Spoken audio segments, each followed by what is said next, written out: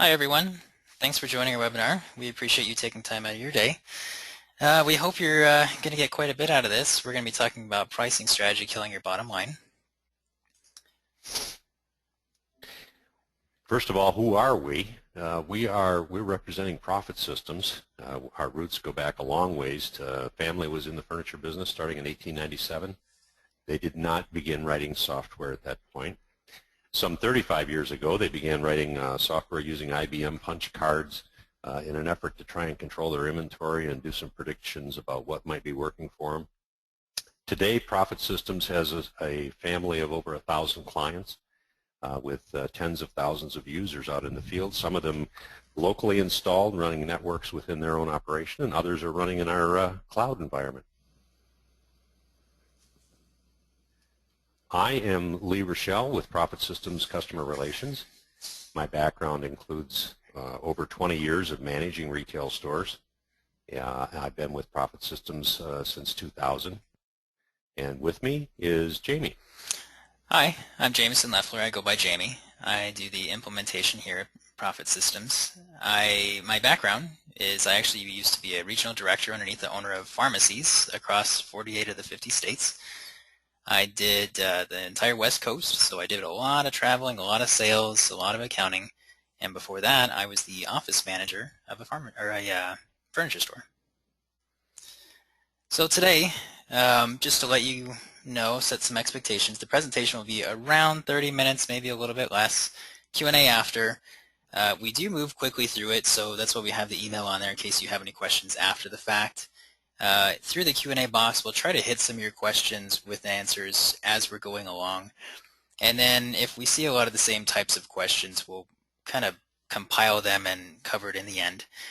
Also, this is recorded, so you'll get it at the end, so that way you can have other people watch it as well. So, Lee, what can we expect from this presentation? What we're hoping, and again, I want to thank all of you for joining us. We had a phenomenal turnout, a rather impressive turnout. We're thrilled that you would want to spend some time with us today. But what we're hoping is to share why having a pricing model can pay off big. And everything that we're referring to here today talks about getting more money on the bottom line. We're going to talk a little bit about when is a good time to reprice, and we're going to talk about automating the pricing, and are there opportunities out there for you to take some of that burden off of the Excel spreadsheets and the manual lists that you're working with already. So we're going to talk about how to price things right and maximize your gross margin.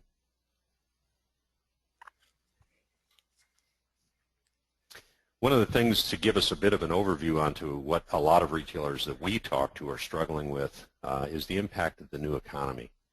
Back in 2006, I was giving a presentation at one of our user conferences in Las Vegas, and I was fascinated by an article that was in Furniture Today that morning, the morning I was to give the presentation. They were highlighting 6 stores in the Chicago market that had closed. And it was a profound analysis. What they were referring to in most cases were the number one issues that the stores were dealing with was actually deflation. You know, we talk about inflation an awful lot, but as we all know, during that period of time is when a lot of outsourcing came along. You know, I used to buy a nightstand for $49. I sold it for $99. Now I can get a nightstand for $19. What should I do with the retail price? And so pricing models became much more important. What we learned when we were working with retailers back then, and what we've learned with working with retailers since then, is that everyone has a different pricing model. So what are the pricing models? Some folks use a cost plus. Some guys are eyeballing the goods and determining what they think they can get for it. Some of them simply drive around town, stop in at the competition. He's at $99, I need to be at $89. And some of them are using the old profit wheel. When I was traveling as a consultant with the company when I first started back in 2000, I would dig around in the owner's desk and on a bet that I could find a profit wheel inside that desk somewhere. And well, I won the bet a lot of times. A lot of folks are still using it. It's interestingly, we have so many retailers that come to us and they just don't have a system for this. It's amazing how many of them, they are all over the place when it comes to this and they don't have anything set in stone. This is how we're going to do it. They're looking for help. Yeah, absolutely. Well, there is no black and white. I will tell you that the folks who have survived and are in our stable of clients, and there are, as we talked about, there's over 1,000 of them, the ones that are aggressively going after business and surviving and putting money on the bottom line, they're using a combination of techniques, but they don't include fixed markup routines. This is one thing that they rarely use. Most of them are using a private label approach in some fashion wherever they can. Eyeballing the goods. Let's go back to that nightstand.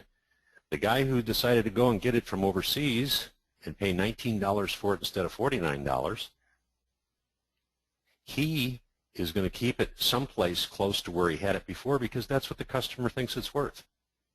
He's smart enough to realize that if I was selling it at $99 before, maybe I can look like a hero and sell it for $89. But if I use my the 50% margin rule, I'm going to be down here somewhere around what, $40? I can't sell twice as many of these, and even if I do, I'm going to have twice the expense in delivering them. And this is what happened to the 6 retailers in Chicago. All of a sudden, they had great, grandiose ideas that they were going to be price leaders. Some of them had other issues, but the overall crux of the article was they were going to be price leaders. I'll take this discounted merchandise, and I'm going to go out there and I'm going to beat the pants off everybody else. Well, there wasn't enough margin left, and there wasn't enough velocity in the lower-priced goods to pay the bills. Model number encryption. I'm going to let Jamie pick that up after I get done, but I just want to share a story that'll give you an idea of how one of the things I used to do when I was in retail. Many of you are familiar with the line Wildwood accessories, Wildwood lamp. Back in the 80s and early 90s, the Wildwood people were competing with another company called Maitland Smith. We carried Maitland Smith in our stores because the ones that I ran were all high-end design shops. And so I started buying Wildwood, which nobody in the marketplace knew anything about. Customers certainly didn't know who Wildwood was. Took all their labeling information off, and we called it our brand, put our store label on it. My pricing model for that product was 3.5 times cost. That was the suggested retail, and we sold it at 3 times cost. And I had friends in the retail business who'd come into the store that were also carrying Wildwood, and they'd say, "You got to be kidding me. You're getting $3.49 for that lamp? What are you, nuts?" I said, "No, it's my number 2 seller. Look at it. It's a gorgeous lamp." And so early on, we broke out of the paradigms of, I'm going to use the wheel. I'd always like to get a 52 if I could, but I'll take 45, and if I end up at 43 with discounts, I'm okay with that. I never believed in that. And so while we're talking about our pricing model here, keep in mind there is no rule. The eyeballing method for a lot of folks is they're so good at it, this is what kept them solvent. So with this last point here, the model number encryption, it's an interesting thing to take a look at because I can't tell you how many of our retailers have all of their item information on price tags and sales and signs around the store, things like that. The problem is that then what you're doing is you're empowering the customer with that information to then go somewhere else because they know, okay, so I get this kind of deal at that store, let's go online, or let's go to this other store and see if they have the same product.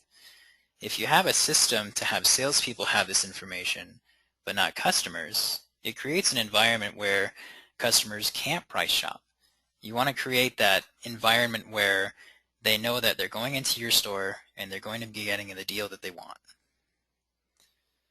Perfect. Which leads us to, what about your current inventory?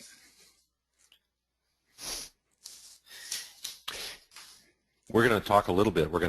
As we move along here on a drill of what we might do with a pricing model for new goods coming into the store. But included in talking about pricing is before you start establishing, okay, I want to have a rule, I'm going to do this with this vendor, I'm going to do that with this category or whatever, keep in mind you've got two things going on simultaneously, and these are the kinds of things that just suck up so much energy, so much time if you don't have this automated. But what about the merchandise I've got on hand? What about markdowns? I mean, wouldn't it be nice to have an automatic alert that tells me this item's not selling? Wouldn't it be great to have a process that I set the schedule for, and I say, you know what, when it's this old, I want to take this much off, and when it's this old, I want to take this much off. It eliminates the need for store-wide sales, because if I can have product that's individually marked down because it's not performing very well, I'm showing my customers I've got great value without taking my best sellers and marking them down. I used to run into this all the time on the road. The guy would have a store-wide sale. He's got his flex steel top recliner marked 25% off. I'm like, what are you doing? What are you doing? Well, I'm having a store-wide sale. I have to show it's no, you don't. You don't have to do anything. There's no rules. The other thing that is important is for folks who do carry some inventory. Let's say I've got 4 of something, and one of them's damaged, and I want to sell it as damaged. I used to run into this frequently. The salesperson writes it up as the damaged item. The guys in the warehouse look at the ticket and they go, yeah, I got this right here. It's on the shelf. And they take the one out of the box and they deliver it. And so having a system that allows anybody that's looking at the inventory to say, you know what, I've got a customer that's looking at this piece. They're price sensitive. I understand that. Do I have an opportunity to do anything here without just pulling down my pants on the price? Oh, look, I've got one in stock.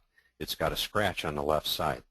Let's go look at it and see if this might work in their environment. Maybe that scratch on the left side is not a big deal. It's going to be up against a wall. So having visibility to the items that I as a manager have marked down because of specific issues means I can move those pieces off faster. My salesperson looks like he's really on the ball, and I build credibility with my customer. I'm marking it down because it has an issue, not just because you asked me to.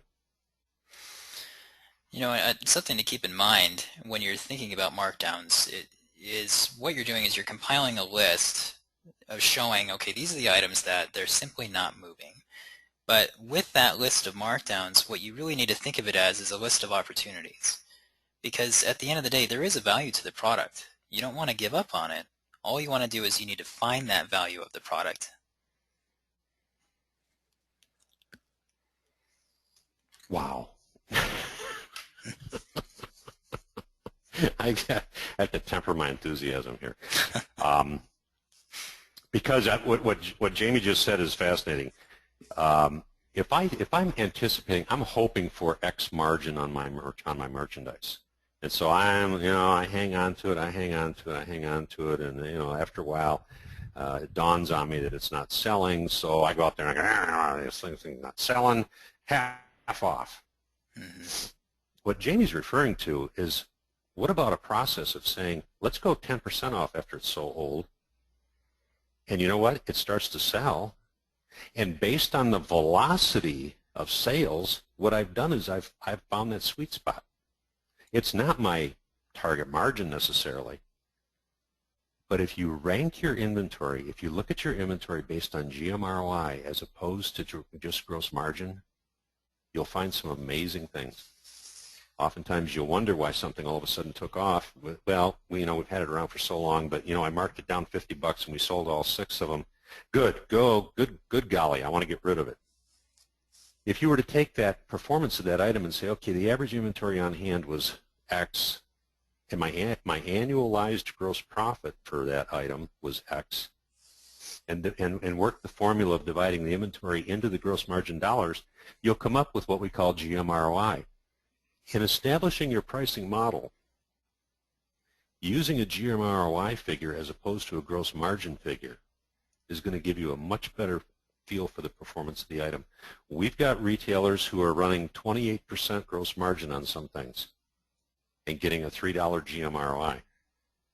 They've got other things in their store that they're getting a 50% gross margin on. They're getting $1.50. And historically, anything under $1.60 is just a waste of time. So if your goal is to increase your GMROI, it may be a function of velocity and a lower price, The other side of it is if I see something that's got a relatively high GMROI, I can take a look at that vendor, that category, whatever it is that I'm focusing on at that point, and I can say to myself, you know what, at $6.99, this thing is just flying out of here. Can I do $7.49? Can I do $7.99? Because having the right price doesn't necessarily mean taking the price down. You might have an opportunity to increase margin there.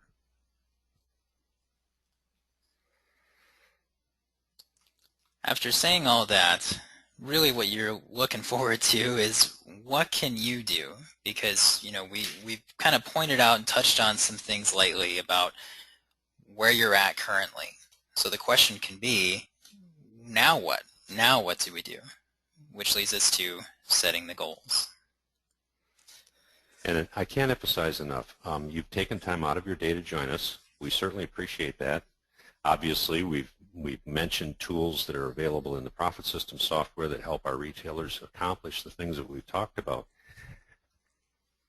But whether you're in a good data management system or not,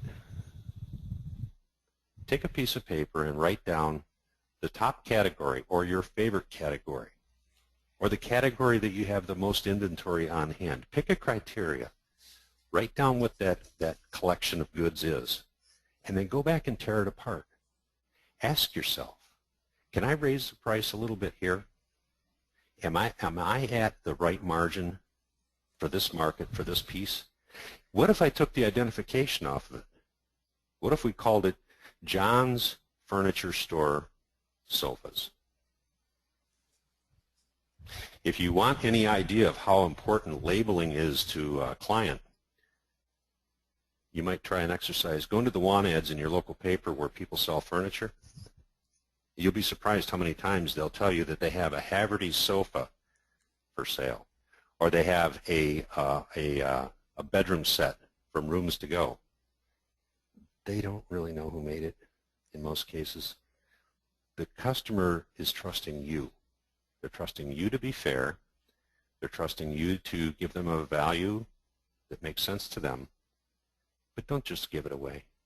The big box guys, we've got some retailers that are getting 60% margins and selling things like gangbusters. Why? Because they've carved out a niche. They've figured out that they can make this work.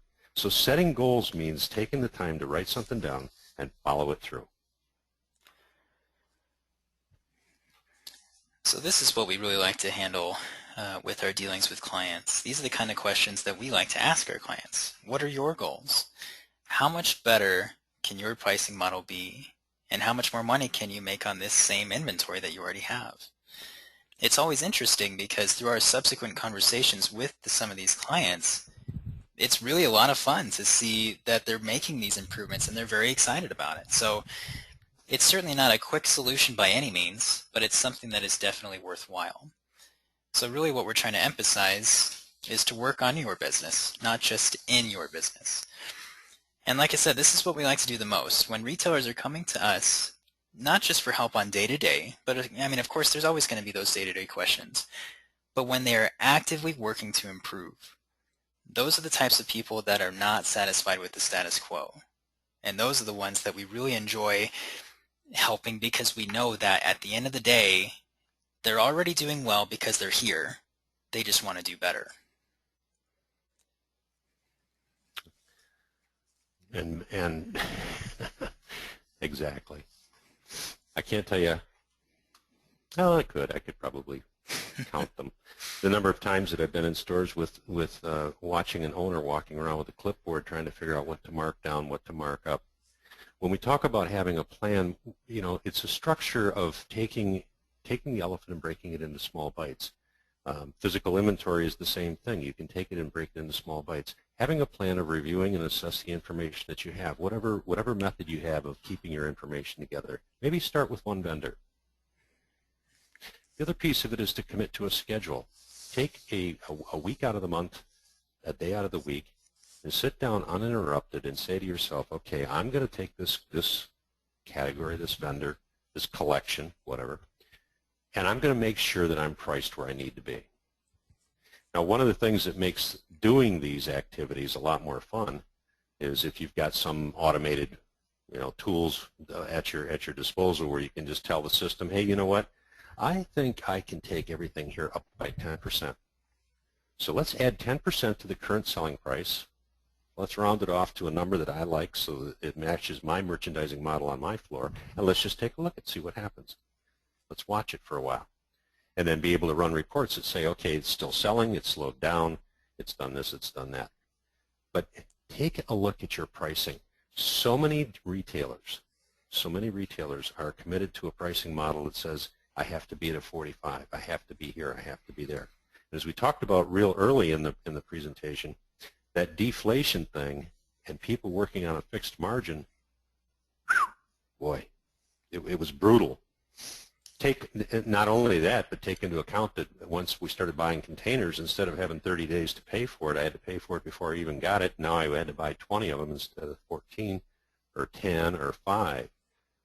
So keeping an eye on this pricing and making sure the cash flow is where it can be, where it should be, instead of just using a model that may have been inherited over years and years, is important. It's just as important as managing the expenses in the warehouse, managing the sales staff to make sure you've got the best people out there. Now, Lee, this is the part we have to assign them some homework. But what we did was we set the expectation for just the next 2 hours. And the reason why this is so important is because this is a massive undertaking. And I know that we're really throwing a lot at you here, but if you follow these steps here, you'll realize that, you know what, this was actually pretty simple. And once you start to see the benefit of going through these steps, you're actually going to see the advantage of doing it.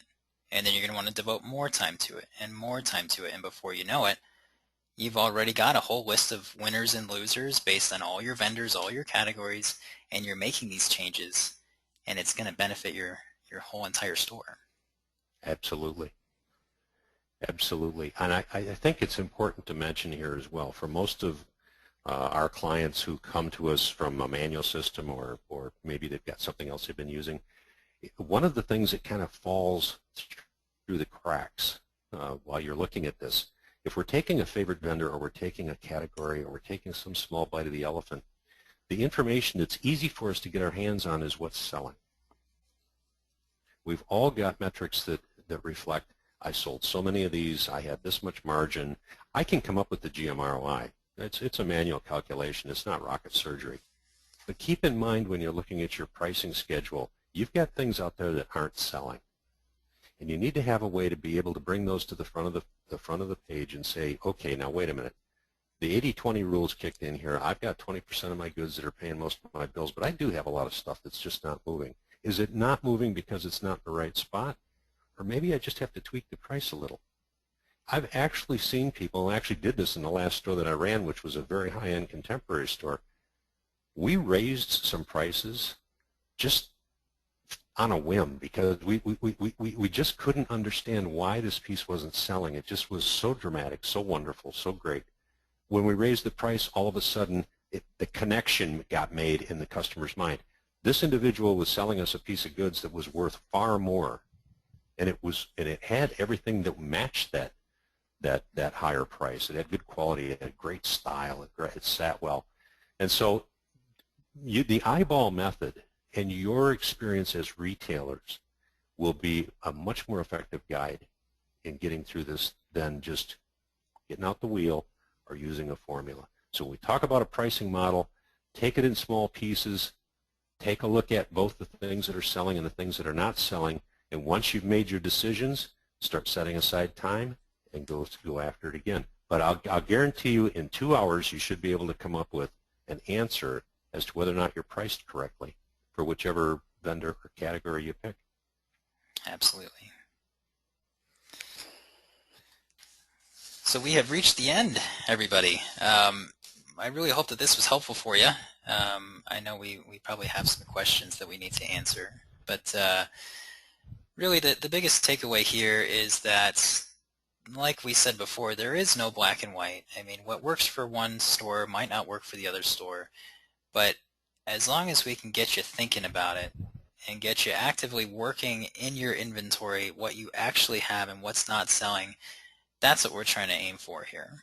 And so we hope that you have the tools to be able to do that, and that's something that we can help you with as well. Absolutely.